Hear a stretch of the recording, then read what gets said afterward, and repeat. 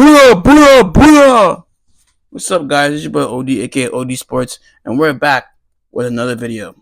As today, guys, the topic is the first NFL game, the Cowboys versus the Eagles. The Eagles did win this game 24-20, but I'm not gonna lie to you, this is probably a closer game than everybody thought it would be. The Cowboys defense came to play, and Eagles, if they didn't have their quarterback named Jalen Hurts, they would have lost this game completely, in my opinion. Let's get back into it. Now, let me tell you something. Dak Prescott, his stat line doesn't match his performance. He actually carried his team, to be honest with you. Dak Prescott was honestly probably the player of the game for the Cowboys. He did throw 21 for 34 for 188 yards, but we had some key drops in that game that could have made his stat line completely different. So let's just get right into it. Their running back, Javonte Williams, had 15 carries for 54 yards and 2 touchdowns, which is very surprising because let me tell you something. With those D-line players from last year's Eagle team, they wouldn't have ran the ball for nothing. And plus, Cowboys came and run the ball. Now they can a little bit, I guess, because they did lose Jalen Carter from the Eagles because Jalen Carter had a spitting incident with Dak Prescott before the game even started. Before when they were just showing only Jalen Carter spitting on him, I was like, yo, he crazy. Dak Prescott spit on him first. I'm not gonna lie. Dak Prescott really spit on him first, which is crazy. So now I kind of don't put the blame on him for Jalen Carter having that reaction, but he's the best defensive player in the team, definitely their best D lineman, and for him to get ejected like that in the first game when they almost lost because of that, because after he left, the Cowboys started having much success in the run game, and I'm telling you right now, if Jalen Carter's there, that's not happening. That's not happening. Literally, that's not happening. But it's okay. Things happen. They still got the dub. Now, let's talk about the throwing game. Now, CeeDee Lamb had 7 catches for 110 yards, but he honestly should have had like 9 catches for 200 because he had 2 key drops that literally shifted the game. He really had some crazy drops. He started off hot. He started off very, very hot. To be honest with you, before they had a weather delay. Now, before that weather delay, he was kicking up the whole entire game. After that weather delay, he started dropping balls. I'm not gonna lie. He had a key drop when Dak Prescott threw a dime right to his hands. Now he did have two defenders on him, but he was in front of them already, and he dropped that ball. He catches that ball, they flip the field, and they at least can get a field goal out of that play. Come on. He drops that ball. Come on, what's going on? He had another. Now the second time on third down, yes, on third down, it was another over the shoulder pass, but he could have caught it. Now it was a tough pass. You know what I'm saying? It was a tough pass. That one I would give a tough pass. I understand, but just think about it. If you catch up, he dropped 2-3 balls this game. That changed the whole entire course of this game. You know, Dak Prescott team let him down. Now I talked about Javonte Williams. Javonte Williams had a great game. I see why he's running back 1. Now everybody knows Miles Sanders. Miles Sanders, you know, former Eagle, former Carolina Panther, had a great year, had a great career rushing yards with the Eagles, and he had a breakout run for 40 something yards, and then the very next play before the weather delay, he fumbles the ball. He doesn't fumble that ball. They scored. I see the Cowboys winning that game 27-24 because the Eagles didn't make nothing shake without Jalen Hurts. It's really crazy. Their new addition, their other wide receiver on, because he's not a wide receiver too. George Pickens had three catches for 30 yards, and they utilized him very well. Now there was a PI where George Pickens almost caught a one-hander, which was a very nice pass, was almost very like a dot, but you know it was a PI, but. I like what George Pickens got going on. He's going to be a very great addition to the Cowboys for sure. Ferguson had 5 catches for 23 yards as well, so he was balling out too. I like Ferguson. He was always if they need a couple yards for not the play to go dead, they utilized Ferguson very well, and I like that. But Cowboys very disappointed. You guys actually should have won this game because the corners, Bland and Diggs, shut down Devontae Smith and AJ Brown. Well, we're going to get to the Eagles side in a second, but everybody came to play. Literally, everybody came to play, and the Dallas Cowboys was stopping that run.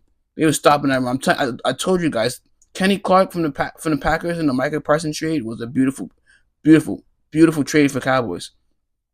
And if you guys don't know, Cowboys, their at most depth position was edge. Yeah, their D line, their edge was coming to play. I like the Cowboys. I like their defense, but a few more catches and they win this game. But it is what it is. I like what I see from the Cowboys this year, and we got more games to come. But let's get to the Eagles part. Now, Jalen Hurts had a good completion percentage. He threw 19 for 100, 19 for 23 for 152 yards. Now I didn't know, so I found this out. Jalen Hurts had 14 carries for 62 yards. I didn't even know he carried the ball that many times, and I watched that entire game. I did not know he carried the ball 14 times. Dang, he had more rushing yards than Saquon Barkley. Now, Saquon Barkley actually disappointed me a little bit. I knew it. Now, Saquon Barkley still made some good plays, but I'm telling you, when a Super Bowl team or they come in defending champions, people start to really get your scheme. You know what I'm saying? Your scheme doesn't go that good for that long. You know what I'm saying? And they were stuffing Saquon. Now, one thing I'm mad about is Saquon. I need you to get 65 yards. You got 67, and then in your last 2 runs, you got stuffed and made me lose the yards, and I lost my parlay. But I still like you. I still mess with you. You feel me? You did me right last year a lot of times, so I'm not mad. But they did stop that run. Now, Will Shipley, the running back 2 or 3, had three rushing attempts and made the most out of it with 26 yards. He did a really good job. So he set the Eagles up for one of their touchdowns. And now the funny thing is, right? Why I say Jalen Hurts won this game. Jalen Hurts scored the first 2 touchdowns of the game with his legs. With his legs. And he sealed the game with that third down. He really juked somebody and sealed the game. That was really crazy. I was like, yo, Jalen Hurts is tough. Because that was any other quarterback, he's getting stuffed. Jalen Hurts' legs was really helping them get through this game. Let's talk about the receiving aspect. Dotson, three three receiving catches for 59 yards. He did have one catch that was 51-yard bomb. That was probably the only big play that secondary led up the whole game. Because like I said, Diggs and other people was going crazy, and Bland was locking up prevent in the prevent formation all game, going crazy. They did not let nothing up. Because let me tell you something, AJ Brown had one reception for 8 yards. They locked him up. Devontae Smith had 3 catches for 16 yards. They had him done. The only person that they really got the ball to a lot was Dallas Goedert. In the last video, I was like, yo, I can't remember his name. I can't remember the Eagles' tight end name. Dallas Goedert is nice. I've been saying that. He had 7 catches for 44 yards. He was really more of the back, that saved them, gave him a few yards on the back. The tight end that gave him a few yards every play. Saquon Barkley had a nice one-hand catch in the second quarter. He had four catches for 24 yards. Hey, they got lucky. They really got lucky because Saquon had a weird day. He had 18 rushes for 60 yards. He got the ball 18 times. You need to at least get at least 90 yards. You got the ball 18 times. That D-line came to play. I'm telling you, the Eagles are getting figured out this year. They're not repeating. The Eagles are getting figured out somewhere in the play. They're gonna make the playoffs, but the Eagles are getting figured out, and it's not looking good for them. I'm not gonna lie. And it has some new players in that offensive line. Now, you know what's funny? Both O lines played a pretty decent game to the point that nobody got sacked. Dak Prescott was getting pressure. Nolan Smith, he was getting pressure. Yeah, they was all getting pressure. Jordan Davis, they was getting to the ball. But nobody got sacked. Nobody recorded a sack. Nobody did. Which is crazy. But that says a lot. That says a lot. Plus, Cowboys did get a couple first round offensive linemen in the past 2 years. So, pretty decent O lines from both teams. That's why that game should have been high in score because it was like 20, 21, 20. Something like that at halftime. Like it should have been 30 something, 40 something. But hey, I feel like the rain delay did stop the momentum for both teams. They had time to rest, chill. I seen CeeDee Lamb on the sideline yawning, but although a beautiful game. That was a great game. Two rivalry teams. Can Dallas get to the playoffs this year? Will they get past the hump from the second round? I don't know. We have to see. But it's going to be crazy. Now, there's a game tonight. I think it's the Chiefs versus the Chargers. And you know what? I'm just going to take the Chiefs. I'm not even going to get too in depth. I'm just going to take the Chiefs. Because, the Chiefs don't lose. They don't lose. I don't see the Chiefs losing this home game. Even though the Chargers do have Keenan Allen back. Don't sleep on him. McCungley had a good rookie year. He's coming to make some noise.